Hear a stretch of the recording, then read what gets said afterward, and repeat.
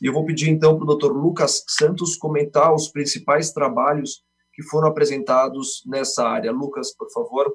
Eu vou dividir um pouquinho os abstractos que a gente vai comentar em câncer, em adenocarcinoma gástrico metastático, adenocarcinoma gástrico localmente avançado e adenocarcinoma do esôfago, que são os principais pontos que tem trabalho que eu acabei separando.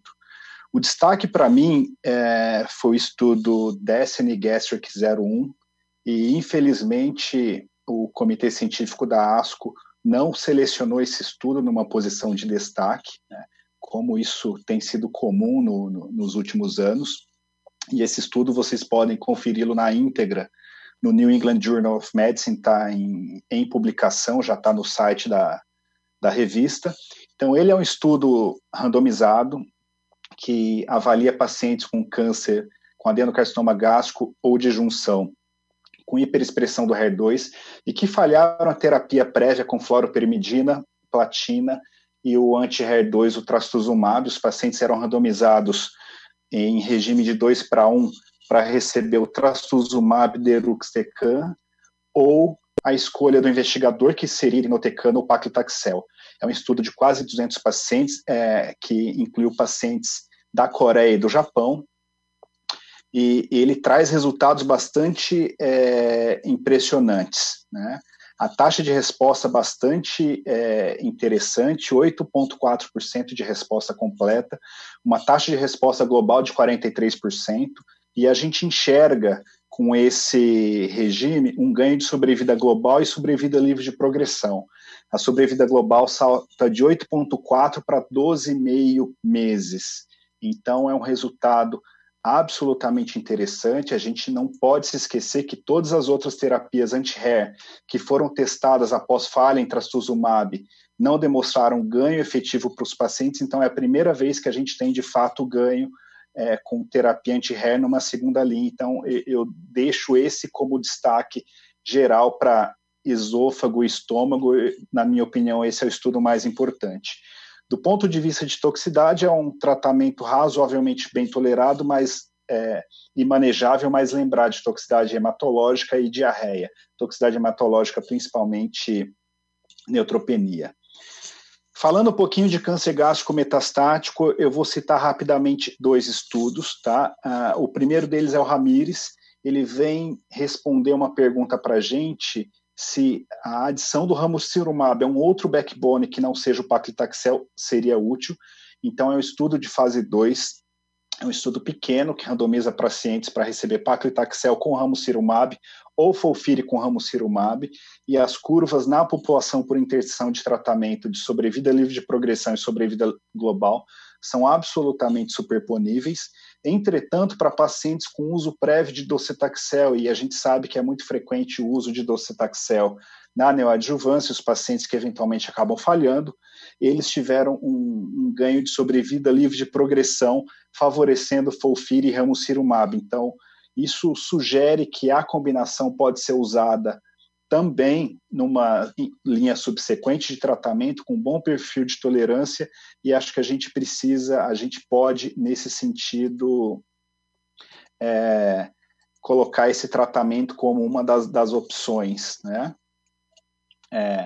O outro estudo que eu queria mencionar, já com câncer gástrico localmente avançado, a gente tem um grupo alemão se destacando, colocando 2 estudos dentro da sessão oral. O primeiro deles é o estudo Petrarca, que randomizava os pacientes com adenocarcinoma de esôfago distal e junção esôfago-gástrica e hiperexpressão de HER2 para receber FLOT perioperatório versus FLOT mais trastuzumab mais pertuzumab. Esse é um estudo que tinha 2 fases de recrutamento. Ele planejava, após um recrutamento inicial, expandir o estudo para um estudo de fase 3. Esse estudo foi fechado precocemente por conta dos resultados do estudo Jacob, que avaliava a combinação de terapia dupla anti-HER no contexto metastático. Foi um estudo, infelizmente, negativo. e esse estudo acabou sendo descontinuado por conta desses resultados, né? É um estudo pequeno, então, de 80 pacientes, 40 pacientes em cada braço, os braços eram bem balanceados, e o que a gente percebe é que, embora pequeno, a taxa de resposta patológica completa favorecia quem recebia a terapia anti-HER dupla versus o FLOT isoladamente. A resposta completa patológica saía de 12% para 35%.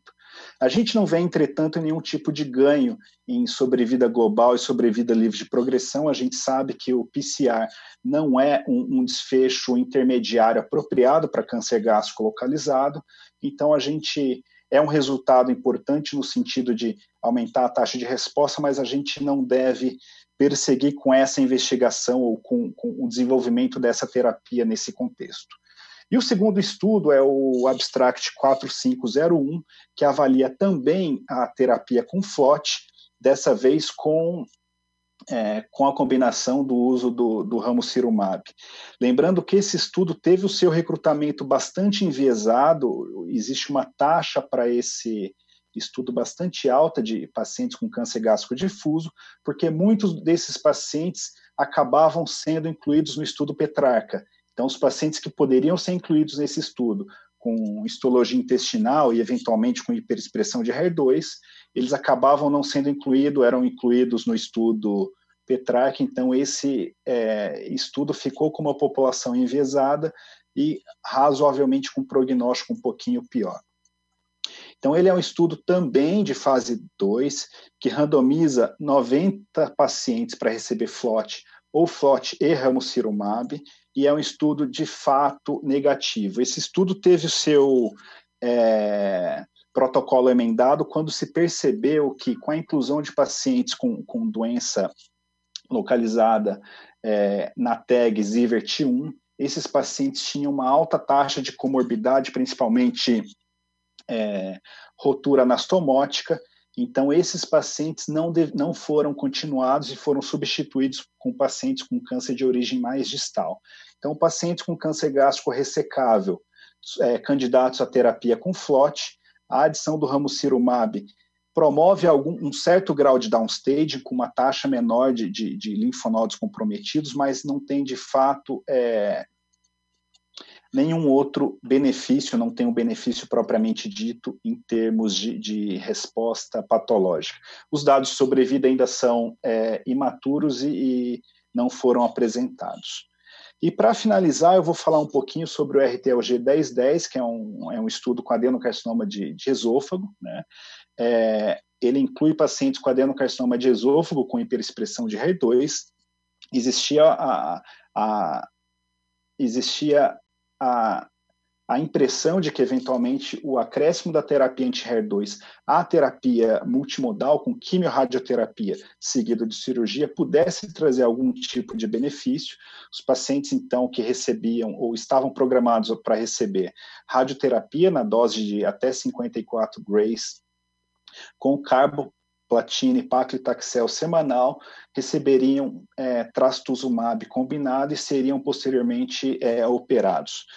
O que se conclui desse estudo é que os pacientes que recebiam o tratamento com trastuzumab tiveram uma boa tolerância, sem inclusive incremento de toxicidade cardiovascular, que era um dos temores dos investigadores, mas esse tipo de terapêutica não trouxe nenhum tipo de benefício, nem aumento de taxa de resposta patológica completa. Então, é um estudo que deve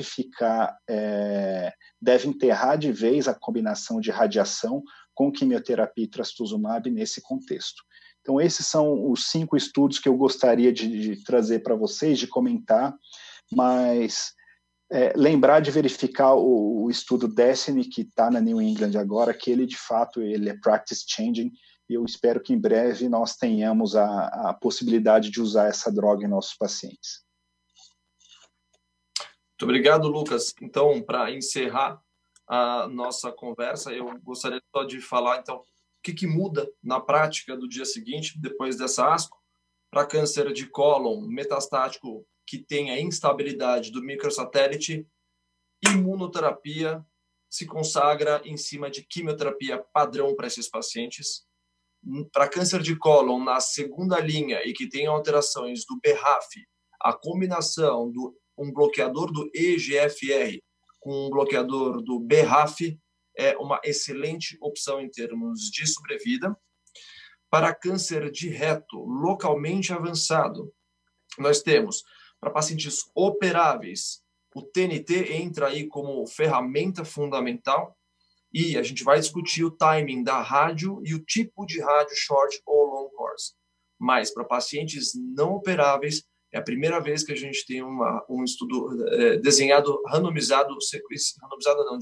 prospectivo para conservação, para preservação de órgão, colocando radioterapia antes de químio, mas também a modalidade de TNT para preservação.